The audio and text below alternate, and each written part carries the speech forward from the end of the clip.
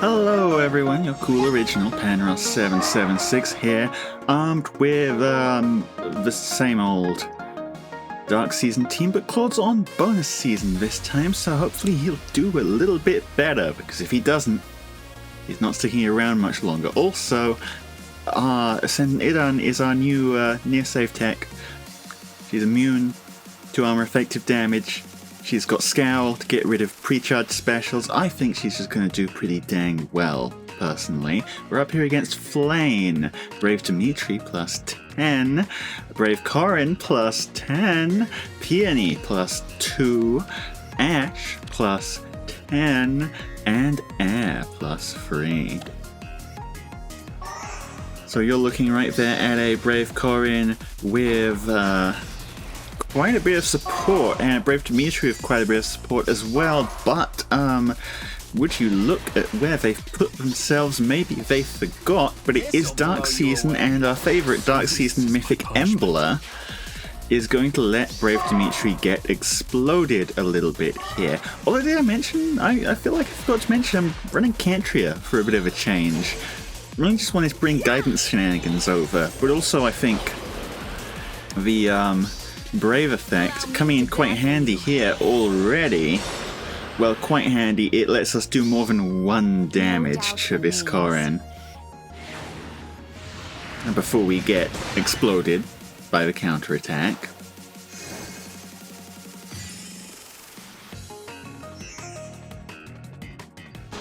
And Marth? Fire Emblem. 8. Yeah, Armored Flow doing some serious business here. I still wish I had Gulveig taking point, but, well, this isn't Gulveig, this is what we've got. Still, we did take out their Brave Dimitri, and for a day 1 play, that's enough to get them to get on out of here. Battle number 2. Once here, we're quite a long animation there. We're looking at Alfred, Dagger plus 3, Nemesis plus 10 with the Arcane Sword, Legendary Hector at plus 1, Air plus 2, and Freya plus 2. They do have a Bulk Tower, so they have potential to do something with that, but they are not doing something with that. They are, in fact, doing nothing with that. They are just setting Nemesis right up front there, and surprise, surprise, can he even counterattack at range? Did they give him a skill for that? I don't remember, but he's not sticking around. Embler now going into Legendary Hector. Should be able to charge Gale Force off of this. That's always fun. And is going to clean up Dagger as well. Beautiful.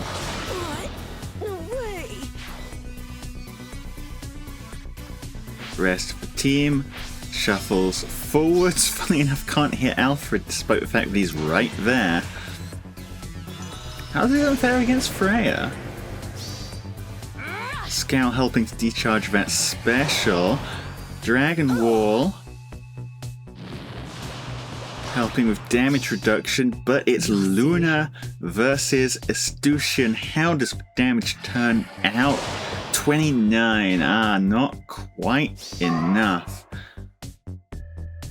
It means that they do have potential to make further plays in this case being dealing with Marth as well.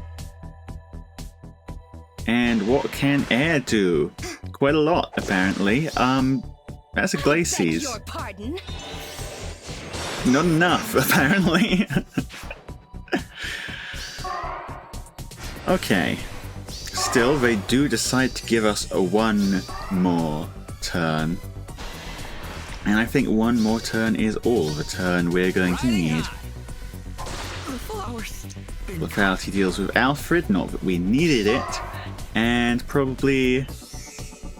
no, Claude going in against Freya as well. This should be the end of the match. And there we are, a full team wipe. Great way to keep things going. Now, speaking of keeping things going, who are we facing here? Well, would you look at that? It's Miller, +1. Brave Marth, +7. Duo Kagero. Goto, +1. Nefuz, +1. And Garrick, who is pre-charging everything here. Duo Kagero, able to deal with our trap right there and outspeeds Duo Marth, so is going to do just fine as a hit-and-run initiator.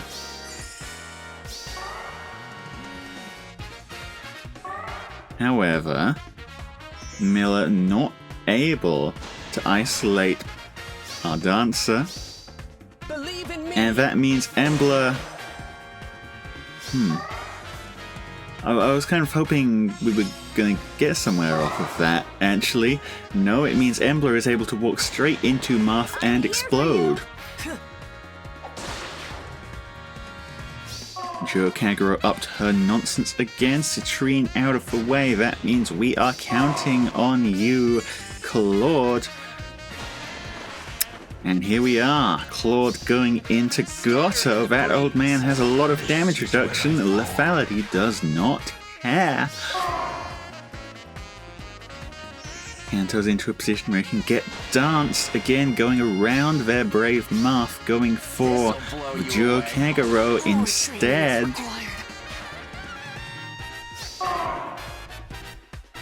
And Idan next up. Running face first into Nefuz, maybe not what the unit was built for. Come on.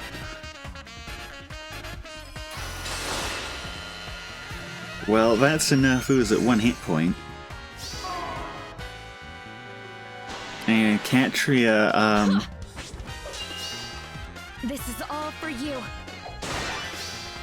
Believe in me. That was never gonna work. Still, we have a pretty buffed up Claude, and, well, we took down 2 units, so, you know, take what we got. It was a little scuffed, but we ended up where we needed to be. Our next opponents, we're up against Nefuz, Legendary Hinoka, Asuka, Ash, Guinevere, regular old Guinevere, and Peony. Relatively low on merges. The sweep and speed win here means Hinoka able to deal with Duo Marth no problem at all. And they do have a safety fence, so staying out of range is gonna work out for them on their turn 1 play. How about their turn 2 play?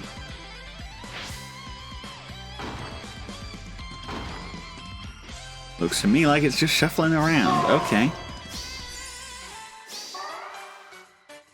Where's the angle here? Okay, Katria moving first. Sets up Embla for a little bit of surprise here down the right side. Going to take the bonfire from Ash. Damage reduction does its job. Finishes off Ash. Gale Force charged. Going for Legendary Hinoka. Good target prioritization there, Embla. That is exactly the unit that I wanted you to remove. And Wings of Mercy Eldigan coming all the way from downtown to get obliterated by the 5 damage rule kicking in there. Well, it was worth a shot. Bolt Tower goes off, means everyone left very low as well. Potential here for them to sweep up quite easily.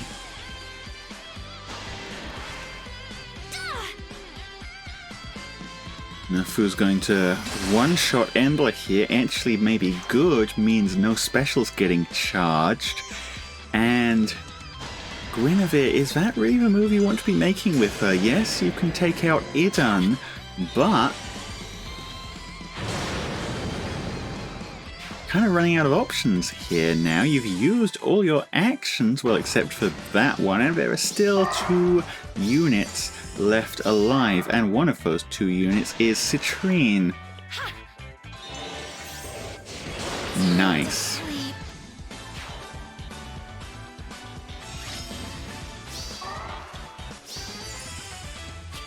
And okay, that unit loss there was at last the one we were looking for, enough to force them out of the game. Surrender achieved. Okie dokie. Now, we're up against here. It is Raphael +1 supporting legendary Yuri. We've also got Gulveig, Harmonic Tiki and Tiki, Nafuz, and Aska. Now our Yuri friend here has a pre-charged Luna, and he does make a speed check against Marth on turn 1. How dare he. Able to run in, do the Yuri thing, and back off with Yuri's ridiculous Kanto. Turn 2. Same shtick again by the looks of it. Legendary Yuri Luna. Kantoing sort of back out? Or are they going to go in? No, they're coming out, but I was going to say, but Gulveig's in range, but the Harmonic Tiki does cover that. The interaction of the weapons there, meaning we're not getting our lethality charge straight away. However, we have 2 hits. This'll blow you away. And on the second one, their Far Saver gets blown away. That now sets up Embla to miss lethal. And, well, 1 unit down. Is that gonna do it? No, it ain't. Gulveig now attacking in for the first time this game. Bolt Tower went off at just the right time for them, so they can really clean up here. If Claude had been on any more than 1 hit point, there was the potential for some real issues cutting through his 80% damage reduction, but on 1, that's not happening. And the same goes for everything else we have going on here. You're gonna love this.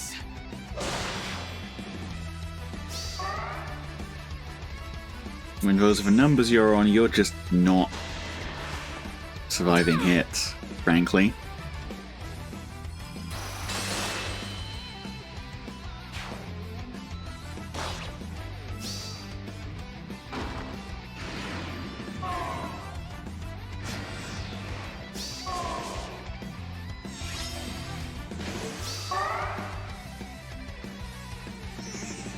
And unfortunate that we'd run into a sack player this early on, but they have found a way to dodge around us, get our pots. And looks like they are just cleaning up now. Got a death wish, friend?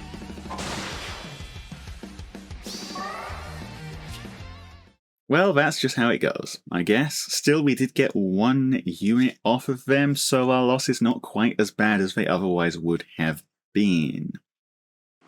Okay, we got a couple more replays left to go. Next up here, Air +1, Ash +1, Ingrid, yep, Brave Corrin +3, Prinny +2, and Anna. That is the Arcane Ingrid, if I recall correctly.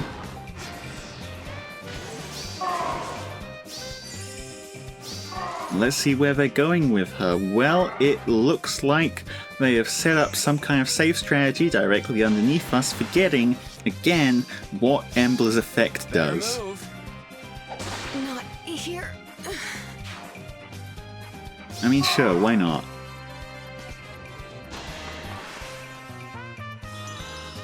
Speaking of, here is Embla.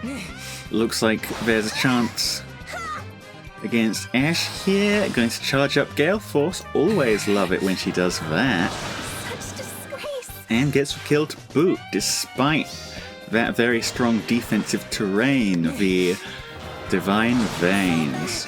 Able to follow up and deal with Anna as well, so we're already 3 units deep. But they don't give up yet.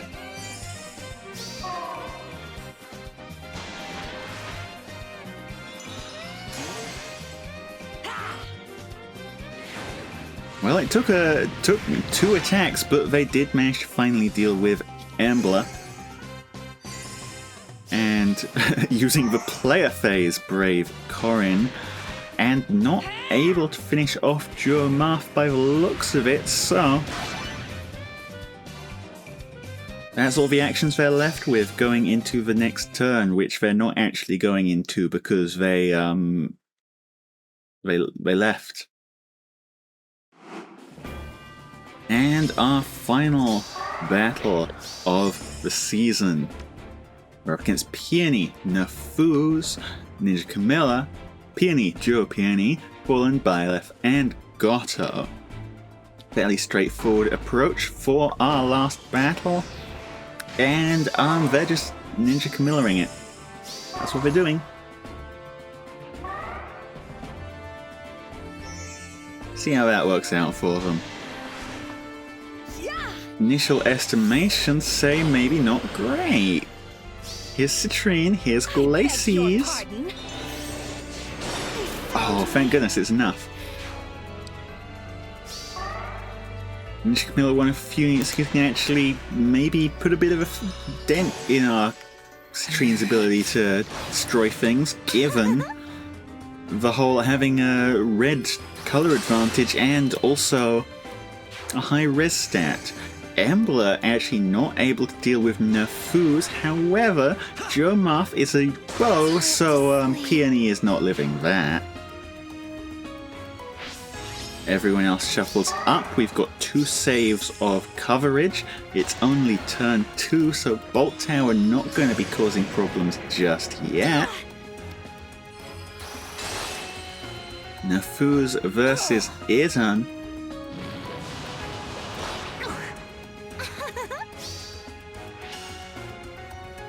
Attacks into the Astucian.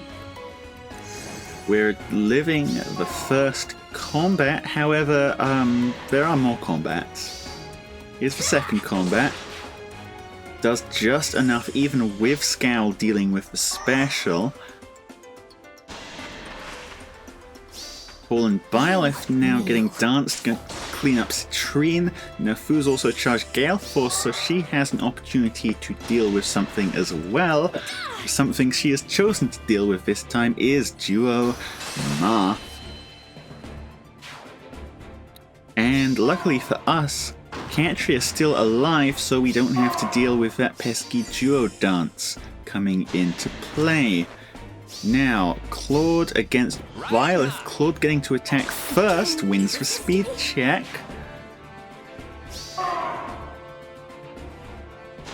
And Catria going into Nafuz actually does get the kill. Lastly, we're getting a dance here on Claude to finish things off, and going in for duo Prinny. Novel lethality. And yeah, that was never in question. Just Goto left. Now he does have Bolt Tower on his side. Can he deal with a Claude on 7 hit points? Yeah, he can deal 9 damage. 9 is more than 7, unfortunately.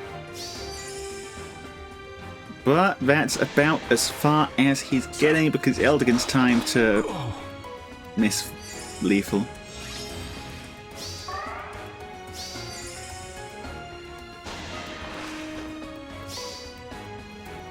He's gonna blast Eldigan. Oh!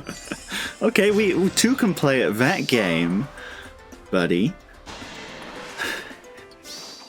By your side. And after all those shenanigans, Catria comes in for the final blow of the match, and of the season. Well, pretty solid season, but here's the thing, I'm still not really impressed by Claude. I don't think Claude dealt with anything that season that could not have been handled by Gulveig. I mean, don't get me wrong, he's still a really powerful unit, especially in kind of like a fireball-y kind of team. But I think he just has too much overlap with Citrine in terms of running pre-charged specials, even though he has good synergy with her. And ultimately, when it comes down to it, Gulveig's action economy is just so strong that, well, there's one of them I would considerably prefer over the other. Anyway, thanks all for watching. Hope you've ignored my eye tracking getting a little janky. I keep getting stuck winking for some reason. I'll try and fix that. And it's been nice having you. Penrust out.